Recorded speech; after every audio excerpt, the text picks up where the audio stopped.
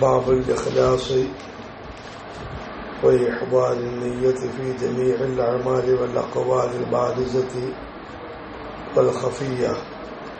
എല്ലാ കർമ്മങ്ങളിലും എല്ലാ വാചകങ്ങളിലും രഹസ്യവും പരസ്യവുമായ സർവകാര്യങ്ങളിലും നിയ്യത്ത് ഉദ്ദേശം ശുദ്ധമാക്കുകയും ആ ഉദ്ദേശത്തെ മനസ്സിൽ ഹാജരാക്കുകയും വേണം.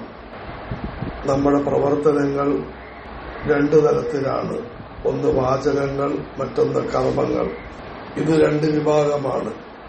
രഹസ്യമായി നടത്തപ്പെടുന്ന വാചകങ്ങളും കർമ്മങ്ങളും പരസ്യമായി നടത്തപ്പെടുന്ന വാചകങ്ങളും കർമ്മങ്ങളും. ഈ മുഴുവൻ കാര്യങ്ങളിലും നമ്മുടെ ഉദ്ദേശം ശുദ്ധമാക്കണം. മാത്രമല്ല ഉദ്ദേശം മനസ്സിൽ കൊണ്ടുവരികയും വേണം. ഉദാഹരണത്തിന് നമസ്കരിക്കുന്നു, അത് കർമ്മമാണ്. പരിശുദ്ധ ഖുർആൻ പാരായണം ചെയ്യുന്നു, അത് വാചകമാണ്. ഈ രണ്ട് സന്ദർഭങ്ങളിലും നമ്മളുടെ നമസ്കാരവും ഖുർആൻ പാരായണവും അള്ളാഹുവിന് മാത്രമാക്കണം. അള്ളാഹുവിന് വേണ്ടി ഞാൻ ചെയ്യുന്നു എന്ന മനസ്സിൽ ചിന്ത കൊണ്ടുവരികയും വേണം. ഉമർ റളിയല്ലാഹു തആല അൻഹു നിവേദനം, ആദരവായ റസൂലുള്ളാഹി സ്വല്ലല്ലാഹു അലൈഹി വസല്ലം മരളി, എല്ലാ കർമ്മങ്ങളുടെയും അടിസ്ഥാനം ഉദ്ദേശമാണ്.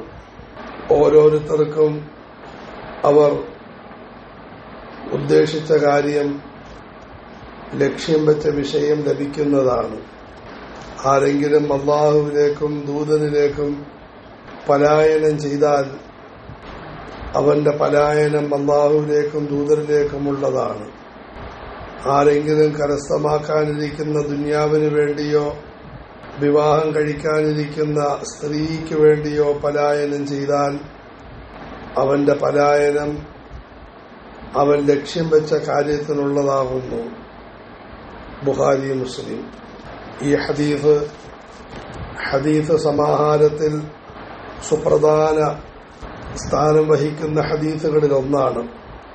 ആദരവായ റസൂലുള്ളാഹി സ്വല്ലല്ലാഹു അലൈഹി വസല്ലം മരളി, എല്ലാ നന്മകളും നന്മകളായി സ്വീകരിക്കപ്പെടുന്നത്, നന്മകളായി ഗണിക്കപ്പെടുന്നത് അതിന്റെ രൂപത്തോടൊപ്പം ഉദ്ദേശ ലക്ഷ്യങ്ങളെയും പരിഗണിച്ചുകൊണ്ടാണ്.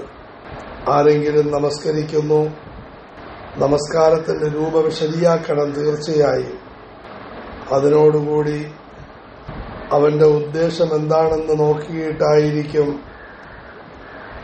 അള്ളാഹു അതിനെ സ്വീകരിക്കുന്നതും അതിന് പ്രതിഫലം നൽകുന്നതും. രണ്ടാമതായി പറയുന്നു, ആര് എന്തെല്ലാം ഉദ്ദേശ ലക്ഷ്യങ്ങൾ മനസ്സിൽ വെക്കുമോ അള്ളാഹു അതെല്ലാം നൽകുന്നതാണ്. നല്ല ഉദ്ദേശമാണ് ഒരു നന്മ പ്രവർത്തിക്കുമ്പോൾ ഉള്ളതെങ്കിൽ അവരതിന്റെ കൂലി കിട്ടും. ഉദാഹരണത്തിന് ആരെങ്കിലും പലായനം ചെയ്യുന്നു, മക്കയിൽ നിന്നും നാടുവിട്ട് മദീനയിലേക്ക് പോകുന്നു, അള്ളാഹുവിന്റെ പൊരുത്തത്തെ കരുതിയും റസൂലുള്ളാഹി സ്വല്ലല്ലാഹു അലൈഹി വസല്ലമയെ പിൻപറ്റണമെന്ന് ഉദ്ദേശിച്ചുകൊണ്ടുമാണെങ്കിൽ അവരതിന്റെ കൂലി കിട്ടും. എന്നാൽ ആർക്കെങ്കിലും ആ ഉദ്ദേശമില്ല, മറിച്ച് ഭൗതികമായ എന്തെങ്കിലും താല്പര്യമാണ്, അല്ലെങ്കിൽ ഏതെങ്കിലും സ്ത്രീകളെ വിവാഹം കഴിക്കണമെന്നതാണെങ്കിൽ അവന്റെ പലായനം അതിനുള്ളതാണ്, അള്ളാഹുവിലേക്കും റസൂലിലേക്കുമുള്ള പലായനമല്ല.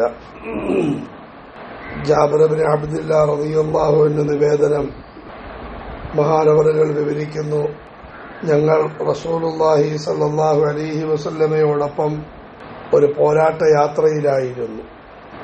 അപ്പോൾ റസൂലുള്ളാഹി സ്വല്ലല്ലാഹു അലൈഹി വസല്ലം മരളി, മദീനയിൽ കുറെ ആളുകളുണ്ട്. നിങ്ങൾ ഓരോ യാത്രകൾ നടത്തുകയും ഓരോ പ്രദേശങ്ങൾ വിട്ടുകിടക്കുകയും ചെയ്യുമ്പോൾ അവരും നിങ്ങളോടൊപ്പം പ്രതിഫലത്തിൽ പങ്കാളികളാകുന്നതാണ്. കാരണം അവരെ രോഗം തടഞ്ഞു വെച്ചിരിക്കുന്നു. റവാഹു മുസ്ലിം. വളരെ അത്ഭുതകരമായ ഹദീസാണിത്. റസൂലുള്ളാഹി സ്വല്ലല്ലാഹു അലൈഹി വസല്ലം മരളുന്നു, നിങ്ങളെല്ലാവരും എന്റെ കൂട്ടത്തിൽ വലിയൊരു ദൗത്യത്തിന് പുറപ്പെട്ടിരിക്കുകയാണ്. ഇന്ന് സുബഹി നമസ്കാരത്തിൽ അതിന്റെ മഹത്വം വിവരിച്ചു.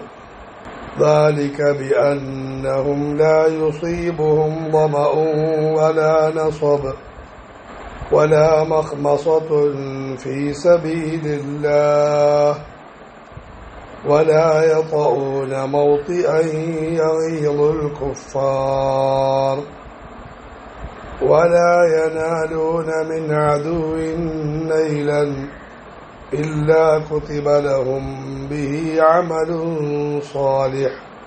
നിങ്ങൾക്ക് ഈ മാർഗത്തിൽ ഉണ്ടാകുന്ന ദാഹങ്ങളും വിശപ്പുകളും ക്ഷീണങ്ങളും, നിങ്ങൾ വെക്കുന്ന ഓരോ ചുവടുകളും, നിങ്ങൾ കരസ്ഥമാക്കുന്ന ഓരോ ലാഭങ്ങളും, അതിനെല്ലാം നിങ്ങൾക്ക് വലിയ കൂലി കിട്ടുന്നതാണ്.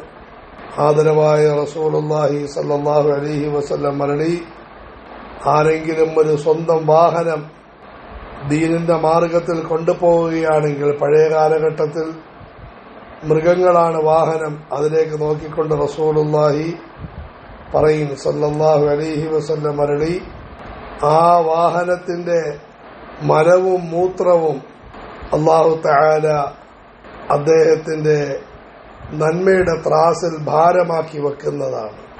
എന്തിനേറെ ആ വാഹനം ഉടമസ്ഥൻ ഉദ്ദേശിക്കാതെ ഒരു പുഴയിൽ പോയി വെള്ളം കുടിച്ചു, അത് ഓടി ചാടി, അതും ഇദ്ദേഹത്തിന് കൂലിയായിട്ട് അല്ലാഹു രേഖപ്പെടുത്തുന്നതാണ്. സുബ്ഹാനല്ലാഹ്. ദീനിന്റെ മാർഗത്തിലുള്ള ത്യാഗത്തിന്റെ ഫലമാണത്. മദ്രസയിൽ പഠിപ്പിക്കുന്നതിന് മഹത്വം നമ്മൾ മനസ്സിലാക്കി, രാവും പകലും ഓരോ കാര്യങ്ങളും അല്ലാഹു നന്മയായി രേഖപ്പെടുത്തുന്നതാണ്. എന്നിട്ട് റസൂലുള്ളാഹി സ്വല്ലല്ലാഹു അലൈഹി വസല്ലം മരളുന്നു, പക്ഷേ മദീന മുനവ്വറയിൽ ഇതൊന്നും ചെയ്യാത്ത കുറെ ആളുകൾ നിങ്ങളോടൊപ്പം ഈ കൂലിയിൽ പങ്കാളികളാണ്. അതായത് നിങ്ങൾ നേടിയെടുക്കുന്ന ഓരോ കൂലിയും നിങ്ങൾക്ക് കിട്ടുന്നതിനോടൊപ്പം അവർക്കും അല്ലാഹു കൊടുക്കുന്നതാണ്. അതെന്തുകൊണ്ടാണ്? അവർക്കും ഇതുപോലെ ദീനിന്റെ മാർഗത്തിൽ പുറപ്പെടാൻ ആഗ്രഹമുണ്ട്, പക്ഷെ രോഗം കാരണം അവർ പുറപ്പെടുന്നില്ല. സുബ്ഹാനല്ലാഹ്, എത്ര വലിയ മഹത്വമാണ്. ഉദാഹരണത്തിന്, നിങ്ങൾ ആദരവായ റസൂലുള്ളാഹി സ്വല്ലല്ലാഹു അലൈഹി വസല്ലമയുടെ സ്ഥാപനമായ മദ്രസയിൽ പഠിക്കുന്നു. നിങ്ങളുടെ മാതാപിതാക്കൾക്കും അതുപോലെ പഠിക്കാൻ ആഗ്രഹമുണ്ട്, പക്ഷേ അനാരോഗ്യം കാരണം അല്ലെങ്കിൽ ന്യായമായ മറ്റു വല്ല കാരണവും ഉള്ളതുകൊണ്ട് അവർക്കതിന് സാധിക്കുന്നില്ലെങ്കിൽ, മക്കളായ നിങ്ങൾക്ക് ലഭിക്കുന്ന കൂലി അതിൽ യാതൊരു കുറവുമില്ലാതെ അല്ലാഹു അവർക്കും കൂലി എഴുതുന്നതാണ്. പക്ഷെ ഒരു നിബന്ധനയുണ്ട്, അവര് നിങ്ങളോടൊപ്പം ഈ നന്മകൾ ചെയ്യണമെന്ന് ആഗ്രഹിക്കണം. രണ്ടാമതായി, അവരെ കൊണ്ട് എത്രമാത്രം ചെയ്യാൻ സാധിക്കുമോ അത്രയും അവർ അവിടുന്ന് ചെയ്യുകയും വേണം. അവർ അവിടുന്ന് ഖുർആൻ ഓതുന്നുണ്ട്, ദിക്ർ ചെല്ലുന്നുണ്ട്, ഖുർആൻ പഠിക്കാൻ പരിശ്രമിക്കുന്നു, നന്മകൾ ഉണ്ടാക്കിയെടുക്കാൻ അധ്വാനിക്കുന്നു, മറ്റുള്ളവരോട് ദീനിന്റെ കാര്യങ്ങൾ പറയുന്നു, അവർക്കും അതേ കൂലി കിട്ടുന്നതാണ്. മഅൻ ബിൻ യസീദ് അനസ് റളിയല്ലാഹു തആല അൻഹു നിവേദനം, മഹാനവറുകൾ പറയുന്നു, ഞങ്ങൾ തബൂക്ക് യാത്രയിൽ റസൂലുള്ളാഹി സ്വല്ലല്ലാഹു അലൈഹി വസല്ലമയോടൊപ്പം മടങ്ങി വരികയായിരുന്നു. റസൂലുള്ളാഹി സ്വല്ലല്ലാഹു അലൈഹി വസല്ലമയുടെ ജീവിത കാലഘട്ടത്തിൽ നടത്തിയ വളരെ ദീർഘവും പ്രയാസം നിറഞ്ഞതുമായ യാത്രയാണ് തബൂക്ക് യാത്ര. അപ്പോൾ റസൂലുള്ളാഹി സ്വല്ലല്ലാഹു അലൈഹി വസല്ലം അരുളി, ഇന്ന അഖ്വാമൻ ബിൽ മദീനത്തി ഖൽഫനാ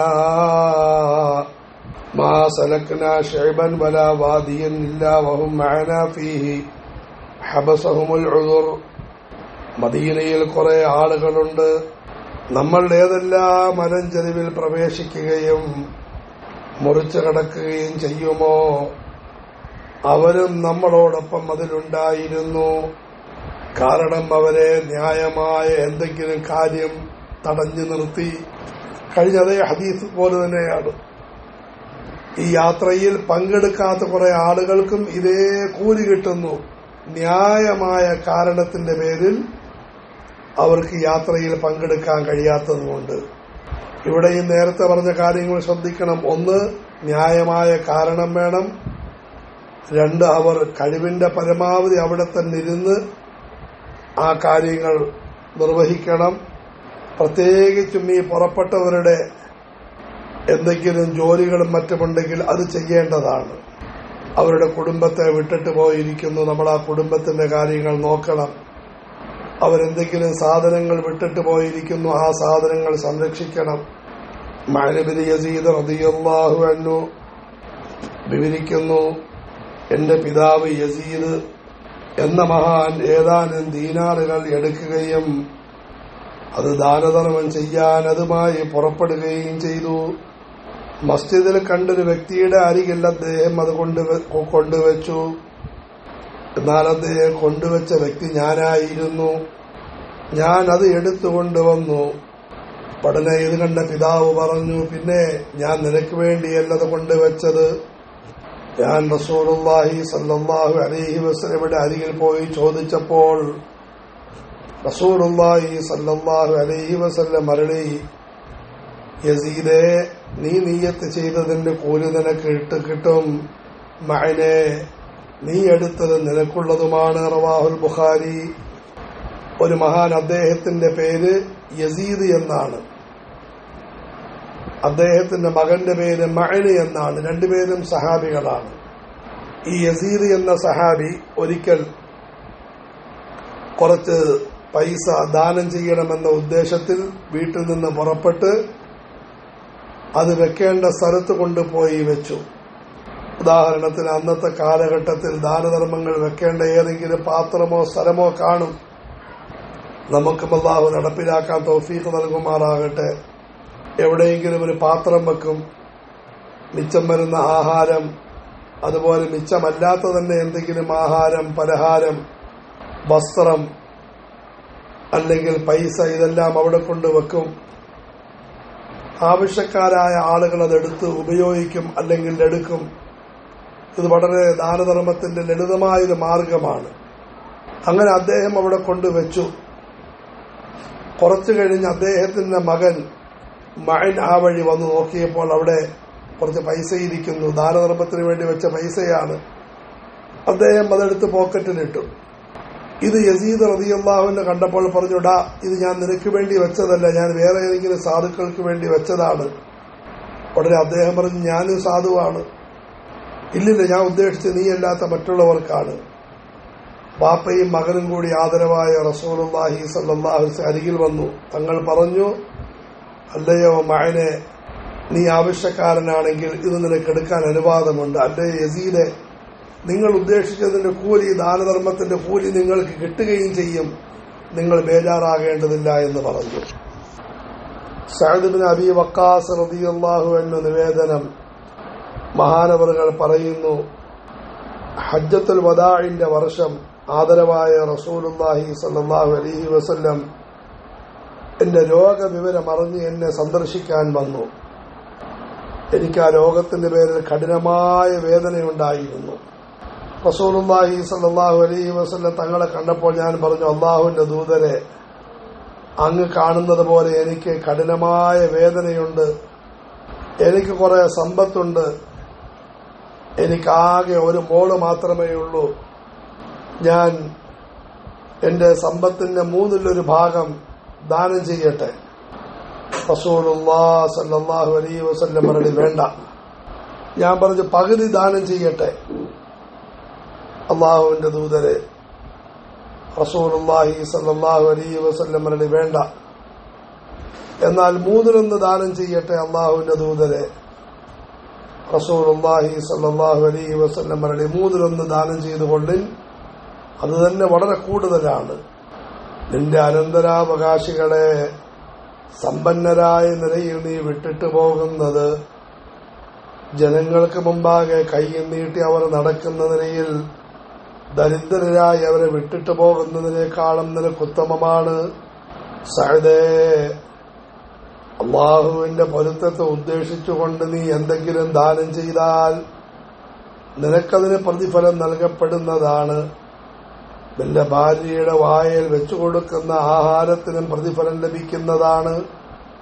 ഞാൻ ചോദിച്ചു, അല്ലാഹുവിന്റെ റസൂലെ, എന്റെ കൂട്ടുകാരെല്ലാവരും മടങ്ങിപ്പോയതിനു ശേഷം ഞാനിവിടെ ഒറ്റയ്ക്കായി പോകുമോ? റസൂലുള്ളാഹി സ്വല്ലല്ലാഹു അലൈഹി വസല്ലം മരളി, നീ അങ്ങനെ ഒറ്റയ്ക്കായി പോകുമ്പോൾ പടച്ചവന്റെ പൊരുത്തത്തെ കരുതി നീ ചെയ്യുന്ന ഓരോ കർമ്മത്തിനും അള്ളാഹു ഓരോ സ്ഥാനം ഉയർത്തുന്നതാണ്. അള്ളാഹു നിനക്ക് ദീർഘായുസ് നൽകുമെന്നാണ് എന്റെ പ്രതീക്ഷ. നിന്നിലൂടെ ധാരാളം ആളുകൾക്ക് പ്രയോജനം കിട്ടുകയും ധാരാളം ആളുകൾക്ക് ഉപദ്രവം ഉണ്ടാകാനുമുണ്ട്. അള്ളാഹുവേ, എന്റെ സഹാബികൾക്ക് നീ ഹിജ്റ എളുപ്പമാക്കണമേ, ആരെയും നീ മടക്കിക്കളയരുതേ. പക്ഷേ സഅദ് ബിൻ ഖൗല എന്ന വ്യക്തിയുടെ കാര്യം സങ്കടകരമാണ്. അദ്ദേഹം മക്കയിൽ മരിച്ചതിന് പേരിൽ റസൂലുള്ളാഹി സ്വല്ലല്ലാഹു അലൈഹി വസല്ലം അദ്ദേഹത്തിനെ കുറിച്ച് ഓർത്ത് ദുഃഖിക്കുകയുണ്ടായി. ഇതൊരു ദീർഘമായ ഹദീസാണ്, ധാരാളം പാഠങ്ങൾ അടങ്ങിയിരിക്കുന്നു. അള്ളാഹു ആദരവായ റസൂലുള്ളാഹി സ്വല്ലല്ലാഹു അലൈഹി വസല്ലം ഒരൊറ്റ സരസിൽ 10 സഹാബികൾ സ്വർഗത്തിലാണെന്ന് പറഞ്ഞു. അതിനാണ് അശറത്തുൽ മുബശ്ശറത്തി ബിൽ ജന്ന എന്ന് പറയുന്നത്. ഒരു സരസിൽ 10 പേര് സ്വർഗത്തിലാണെന്ന് പറഞ്ഞു. ധാരാളം സഹാബികളെ പറ്റി ഒറ്റയ്ക്കൊറ്റയ്ക്ക് അങ്ങനെ പറഞ്ഞിട്ടുണ്ട്. മുഴുവൻ സഹാബികളെ പറ്റി മൊത്തത്തിൽ അങ്ങനെ ഖുർആനിലും ഹദീസിലും വന്നിട്ടുണ്ട്. പക്ഷെ ഇത് 10 പേരെ കുറിച്ച് ഒറ്റയടിക്ക് അവർ സ്വർഗത്തിലാണെന്ന് റസൂലുള്ളാഹി സ്വല്ലല്ലാഹു അലൈഹി വസല്ലം മരളി. അതിൽപ്പെട്ടൊരു സഹാബിയാണ് സഅദ് റളിയല്ലാഹു അൻഹു. മഹാനവറുകൾ പറയുന്നു, ഞാൻ റസൂലുള്ളാഹി സ്വല്ലല്ലാഹു അലൈഹി വസല്ലമയോടൊപ്പം പരിശുദ്ധമായ ഹജ്ജിന് പോയി. മക്കയിൽ ചെന്നപ്പോൾ എനിക്ക് കടുത്ത രോഗമായി. എനിക്ക് രോഗം വന്ന് ഞാൻ ഒരിടത്ത് കഴിയുകയാണ് എന്ന് വിവരം പറഞ്ഞ റസൂലുള്ളാഹി സല്ലല്ലാഹു അലൈഹി വസല്ലം എന്നെ സന്ദർശിക്കാൻ വന്നു. നബി സല്ലല്ലാഹു അലൈഹി വസല്ലം വന്നപ്പോൾ ഞാൻ തങ്ങളോട് ഒരു മസ്അല ചോദിക്കുകയുണ്ടായി. നോക്കുന്ന സഹാബികൾ എല്ലാ സമയത്തും ദീനിന്റെ കാര്യങ്ങൾ ചോദിക്കുന്നു, അവരുടെ കാര്യം ചോദിക്കുന്നു. ഞാൻ പറഞ്ഞു, അള്ളാഹുവിന്റെ ദൂതരെ, എന്റെ രോഗത്തിന്റെ കാര്യം അങ്ങ് കാണുന്നുണ്ട്. ഞാൻ ഈ രോഗത്തിൽ മരിക്കുമെന്നാണ് എനിക്ക് തോന്നുന്നത്. എനിക്ക് കുറച്ച് പൈസയുണ്ട്, ആകെ ഒരു മോള് മാത്രമേ ഉള്ളൂ. അതുകൊണ്ട് ആ മോൾക്ക് ആവശ്യമായ 1/3 ഞാൻ മാറ്റിവെച്ച് 2/3 ഞാൻ കൊടുക്കട്ടെ. ഉദാഹരണത്തിന് 3 ലക്ഷം രൂപ എന്റെ കയ്യിലുണ്ട്. 1 ലക്ഷം രൂപ മോൾക്ക് വേണ്ടി മാറ്റിവെച്ച് ബാക്കി 2 ലക്ഷം രൂപ ഞാൻ ദാനം കൊടുക്കട്ടെ. റസൂലുള്ളാഹി സ്വല്ലല്ലാഹു അലൈഹി വസല്ലം പറഞ്ഞു, വേണ്ട. ഞാൻ പറഞ്ഞു, എന്നാ പിന്നെ പകുതി കൊടുക്കട്ടെ, 1.5 ലക്ഷം രൂപ. നബി സല്ലല്ലാഹു അലൈഹി വസല്ലം പറഞ്ഞു, അതും വേണ്ട. എന്നാ പിന്നെ 1/3 ലക്ഷം രൂപ കൊടുക്കട്ടെ. റസൂലുള്ളാഹി സ്വല്ലല്ലാഹു അലൈഹി വസല്ലം പറഞ്ഞു, 1 ലക്ഷം 1/3 അത് കൊള്ളാം, കുഴപ്പമില്ല, അത് തന്നെ വളരെ കൂടുതലാണ്. നോക്കി, ഒരു ഭാഗത്ത് സഹാബികളുടെ ദാനധർമ്മത്തിലുള്ള ആവേശം, താൽപര്യം, ശ്രദ്ധ, മരണത്തെപ്പറ്റിയുള്ള ചിന്ത നോക്കി.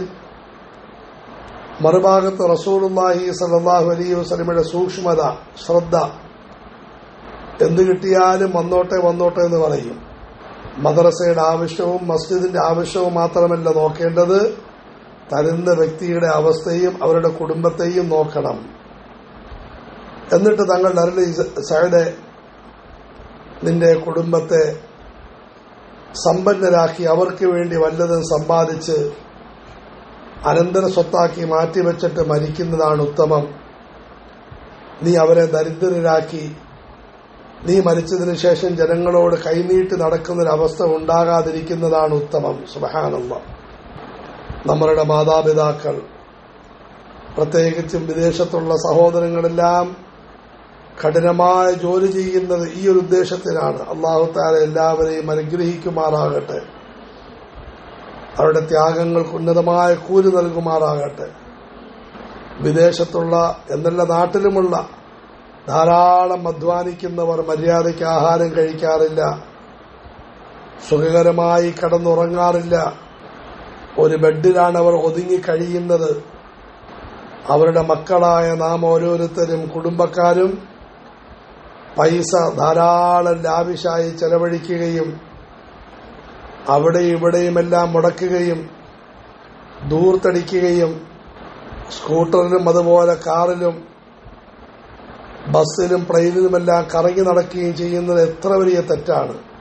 രണ്ട് ഭാഗവും നോക്കണം. ഒരു ഭാഗത്ത് സമ്പാദിക്കുന്നതായ ആളുകൾ അവർ കുടുംബത്തെ പറ്റി ചിന്തിക്കണം, കുടുംബം സമ്പാദിക്കുന്ന ആളുകളെ പറ്റി ചിന്തിക്കണം. മാതാപിതാക്കൾ മക്കളെ പറ്റി ചിന്തിക്കണം, മക്കൾ മാതാപിതാക്കളെ പറ്റി ചിന്തിക്കണം.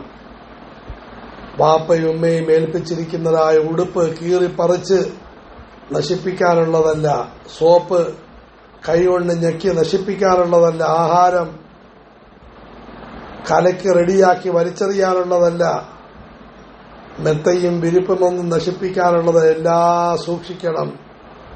അതിൽ വാപ്പയുടെ വിയർപ്പിന്റെ അംശമുണ്ട്, ഉമ്മയുടെ കണ്ണുനീരിന്റെ ഭാഗമുണ്ടെന്ന് ഓർമ്മ വേണം. അതുകൊണ്ട് സഹദേ, കുടുംബക്കാർക്ക് വല്ലതും വെച്ചിട്ട് മരിക്കുന്നതാണ് ഉത്തമം. എന്നിട്ട് തങ്ങൾ അരുളി, വളരെ ശ്രദ്ധിക്കും. ദാനധർമ്മം എന്ന് പറയുന്നത് സാധുക്കൾക്ക് കൊടുക്കുന്നത് മാത്രമല്ല, ബന്ധുക്കൾക്കും മിത്രങ്ങൾക്കും സഹപാഠികൾക്കും സഹപ്രവർത്തകർക്കും എന്തെങ്കിലും കൊടുക്കുന്നതും ദാനമാണ്. എന്നിട്ടതിന്റെ പ്രധാനപ്പെട്ടൊരു ഭാഗം പറഞ്ഞു, നിന്റെ ഭാര്യയുടെ ഭർത്താവിന്റെ വായയിൽ ആഹാരം വെച്ചു കൊടുക്കുന്നതും വലിയ ദാനധർമ്മമാണ്. പ്രത്യേകിച്ചും ഇവിടെ സ്ത്രീകൾ മനസ്സിലാക്കുന്ന വീട്ടുജോലികൾ അതൊന്നും ഇന്ന് ആളുകൾ പുണ്യമായി കാണുന്നില്ല, ചില ആളുകൾ ഭക്തിയായിട്ട് കാണുന്നില്ല. ഭർത്താവ് കറങ്ങി നടക്കുന്നില്ല, ഞാനും കറങ്ങി നടക്കാൻ പോവുകയാണ്, ഞാനും സ്കൂട്ടറിൽ കിടന്ന് ഓടുന്നു, ഞാനും കാറിൽ കിടന്ന് ഓടുന്നു, എല്ലാ ഹോട്ടലിൽ നിന്ന് മേടിച്ചാൽ പോരെ. സഹോദരി, ശരിയാണ്, നിങ്ങൾക്ക് കടമയില്ലെങ്കിലും നിങ്ങൾ ആഹാരം വെക്കുന്നത്, ചായ ഉണ്ടാക്കുന്നത്, വീട് വൃത്തിയാക്കുന്നത്, ഭർത്താവിനെ ആദരവോടെ യാത്രയക്കുന്നത്, തിരിച്ച് ഭർത്താക്കന്മാരോടും പറയുന്നു നിങ്ങളും വീട്ടിന്റെ ജോലികൾ ചെയ്യുന്നത്, നിങ്ങൾ സഹായിക്കുന്നത്, സാധനം മേടിച്ചുകൊണ്ട് വരുന്നത്, സ്നേഹം പങ്കുവെക്കുന്നത് എല്ലാം ആരാധനയാണ്, പുണ്യകർമ്മമാണ്. അതിനുശേഷം മഹാനവറുകൾ വേറൊരു കാര്യം ചോദിച്ചു, അത് നമ്മളുമായി ബന്ധമുള്ളത് തന്നെയാണ്. അല്ലാഹുവിന്റെ ദൂതരെ, ഞാൻ നിങ്ങളെല്ലാവരും മദീനയിലേക്ക് പോകുമ്പോൾ ഇവിടെ ഒറ്റയ്ക്കായി പോകുമോ? ഒന്ന് ചിന്തിച്ചു നോക്കിക്കുക. ഇവര് മക്കയിൽ നിന്ന് മദീനയിലേക്ക് ഹിജ്റ ചെയ്തവരാണ്, ഹജ്ജിന് വേണ്ടി മക്കയിൽ വന്നവരാണ്. എന്നിട്ട് അവരുടെ ചിന്ത, എനിക്ക് മദീനയിലേക്ക് തന്നെ മടങ്ങിപ്പോകണം. നിങ്ങളെല്ലാവരും മദീനയിലേക്ക് പോകുമ്പോൾ ഞാനിവിടെ മക്കയിലായി പോകുമോ? സുബ്ഹാനല്ലാഹ്, സ്വന്തം നാടാണ്, പഴയ നാടാണ് മക്ക. ധാരാളം കുടുംബക്കാർ മക്കയിലുണ്ട്. എന്നിട്ടും ആ മഹാന്മാർക്ക് ഞങ്ങൾ മദീനയിലേക്ക് ഹിജ്റ ചെയ്ത് പോയതുകൊണ്ട് അവിടെ തന്നെ തിരിച്ചു പോകണമെന്ന ചിന്ത. മറ്റൊരു വാക്കിൽ പറഞ്ഞാൽ സഹോദരങ്ങളെ, ഈ മദ്രസയുമായി ബന്ധപ്പെട്ട ഓരോരുത്തരും ഈ മദ്രസയിലേക്ക് പലായനം ചെയ്ത് വന്നവരാണ്. അല്ലാഹു കബൂലാക്കുമാറാകട്ടെ. മരണം വരെയും ഇതുമായി ബന്ധപ്പെടണം. ശരിയാണ്, നിങ്ങൾ വീട്ടിൽ പോകും, കല്യാണം കഴിഞ്ഞ് വേറെ സ്ഥലങ്ങളിൽ പോകും, ഒരു കുഴപ്പവുമില്ല. പക്ഷെ നിരന്തരം ഈ സ്ഥാപനവുമായി ബന്ധപ്പെട്ടുകൊണ്ടിരിക്കണം. അള്ളാഹുവിന്റെ ദൂതരെ, എന്റെ കൂട്ടുകാരെല്ലാം മദീനയിൽ പോയി, ഞാനിവിടെ ഒറ്റയ്ക്കായി പോകുമോ? യാ അല്ലാഹ്, നോക്കി ഹബീബായ റസൂലുള്ളാഹി സ്വല്ലല്ലാഹു അലൈഹി വസല്ലം അരുളി, പൊന്നു സഅദേ, നീ ഇവിടെ ഒറ്റയ്ക്കായി പോയാൽ പേടിക്കേണ്ടതില്ല. നീ ഞങ്ങൾ പോയതിനു ശേഷം ഓരോ നന്മകളും പ്രവർത്തിച്ചാൽ നിനക്കതിന്റെ പേരിൽ ഓരോ സ്ഥാനങ്ങളും വർദ്ധിച്ച് ലഭിക്കുന്നതാണ്. ഞങ്ങൾ മദീനയിലേക്ക് പോകും, ഞങ്ങൾക്ക് വലിയ കൂലിയുണ്ടാകും. പക്ഷേ നിനക്കും അതുപോലെ കൂലി കിട്ടും. കാരണം നീ മനസ്സുകൊണ്ട് ഞങ്ങളോടൊപ്പം മദീനയിലേക്ക് വരികയാണ്. അതാണ് പാഠം പ്രധാനമായി. നീ മദീനയിലേക്ക് വരാൻ നിനക്ക് പറ്റുന്നില്ല എന്ന്, പറ്റാത്തത് കൊണ്ട് ഇവിടെ നിൽക്കുന്നുവെന്ന് മാത്രം. അതുകൊണ്ട് ഞങ്ങൾക്ക് ലഭിക്കുന്നത് പോലെ എന്നല്ല, സ്ഥാനം അല്ലാഹു ഉയർത്തുന്നതാണ്. എന്നിട്ട് നബി സല്ലല്ലാഹു അലൈഹി വസല്ലം അരുളി, പക്ഷേ സഅദേ, അല്ലാഹു നിനക്ക് ദീർഘായുസ്സ് തരുമെന്നാണ് എന്റെ ആഗ്രഹം. നിന്നെക്കൊണ്ട് ധാരാളം ആളുകൾക്ക് ഉണ്ടാകേണ്ടതായിട്ടുണ്ട്. കുറെ അക്രമികൾക്കും നിഷേധികൾക്കും ഉപദ്രവം ഉണ്ടാകേണ്ടതുമുണ്ട്. ഒരു വിശ്വാസിയുടെ ജീവിതം ഇതാണ്. ഒരു വിശ്വാസിയുടെ ജീവിതത്തെ പറ്റി നമ്മൾ ആഗ്രഹിക്കേണ്ട ഇതാണ്. അള്ളാഹുവിന്റെ വാപ്പയ്ക്ക് ദീർഘായുസ് കൊടുക്കണം, കുറെ നന്മകൾ ചെയ്യാൻ വേണ്ടി. അള്ളാഹുവിന്റെ ഉമ്മയ്ക്ക് ദീർഘായുസ് കൊടുക്കണം, കുറെ നന്മകൾ ചെയ്യാൻ വേണ്ടി. അള്ളാഹുവിന്റെ മോക്ക് ദീർഘായുസ് കൊടുക്കണം, കുറെ നന്മകൾ ചെയ്യാൻ വേണ്ടി. അതുകൊണ്ട് സഹദേ, അള്ളാഹു നിനക്ക് ദീർഘായുസ് തരുമെന്നാണ് എന്റെ പ്രതീക്ഷ. നിന്നെക്കൊണ്ട് ധാരാളം ആളുകൾക്ക് ഉപകാരമുണ്ടാകണം, ധാരാളം അക്രമികൾക്ക് ദ്രോഹവും ഉണ്ടാകണം. ആ അക്രമം കൊണ്ട് അഴിഞ്ഞാടുന്ന കുറെ ആളുകളുണ്ട്. സഅദ് റളിയല്ലാഹു അൻഹു വലിയ നേതാവാണ്, ജേതാവാണ്. അതുകൊണ്ടാണ് നബി സല്ലല്ലാഹു അലൈഹി വസല്ലം പറഞ്ഞത് അവർക്ക് ദ്രോഹവും ഉണ്ടാകേണ്ടതായിട്ടുണ്ട്. എന്നിട്ട് ഹബീബായ റസൂലുള്ളാഹി സ്വല്ലല്ലാഹു അലൈഹി വസല്ലം ദുആ ചെയ്തു, റഹ്മാനായ റബ്ബേ, എന്റെ സഹാബികൾക്ക് നീ ഹിജ്റ എളുപ്പമാക്കി കൊടുക്കണമേ. എല്ലാവരെയും നീ അവരുടെ ഹിജ്റ നീ സമ്പൂർണമാക്കണേ. ആരെയും നീ പിന്നിലേക്ക് നടത്തരുതേ. നാട് വിട്ടു പോയതിനു ശേഷം വീണ്ടും നാട്ടിലേക്ക് വരുന്നൊരവസ്ഥ ഉണ്ടാക്കരുതേ. സുബ്ഹാനല്ലാഹ്. നന്മയിലേക്ക് വന്നതിന് ശേഷം തിന്മയിലേക്ക് പോകുന്ന അവസ്ഥ ഉണ്ടാക്കരുതേ. ഹാഫിളാകാൻ വന്നതിന് ശേഷം ഖുർആൻ മറക്കുന്ന അവസ്ഥ ഉണ്ടാക്കരുതേ. ആലിമാകാൻ വന്നതിന് ശേഷം അതിനെ അവഗണിക്കുന്ന അവസ്ഥ ഉണ്ടാകരുതേ. ദീനിയായിട്ട് ജീവിക്കുന്നു, പർദ്ദയണിയുന്നു, അതുപോലെ തസ്ബീഹ് ദിക്ർ ചൊല്ലുന്നു, പുരുഷന്മാര് താടി വെക്കുന്നു, തൊപ്പി വെക്കുന്നു, നല്ലതിന് ജീവിച്ചതിന് ശേഷം തിന്മയിലേക്ക് പോകുന്ന അവസ്ഥ ഉണ്ടാക്കരുത് റഹ്മാനെ. നബി തങ്ങളുടെ ദുആയാണ്. എന്നിട്ട് തങ്ങൾ അരളി. പക്ഷേ സഅദ് ഇബ്നു ഖൗല എന്ന വ്യക്തി, അത് വേറൊരു സഅദ് റളിയല്ലാഹു അൻഹു ആണ്. അദ്ദേഹം മക്കയിൽ തന്നെ മരിച്ചുപോയി. മക്കയിൽ ഹിജ്റ ചെയ്ത് പോയിട്ട് മക്കയിൽ മരിച്ചുപോയി. റസൂലുള്ളാഹി സ്വല്ലല്ലാഹു അലൈഹി വസല്ലം അതിന്റെ പേരിൽ സങ്കടം രേഖപ്പെടുത്തുകയുണ്ടായി. അല്ലാഹു സുബ്ഹാനഹു വ തആല പറഞ്ഞതും കേട്ടതുമായ കാര്യം ഉൾക്കൊണ്ട് ജീവനം നന്നാക്കാൻ തൗഫീഖ് നൽകുമാറാകട്ടെ.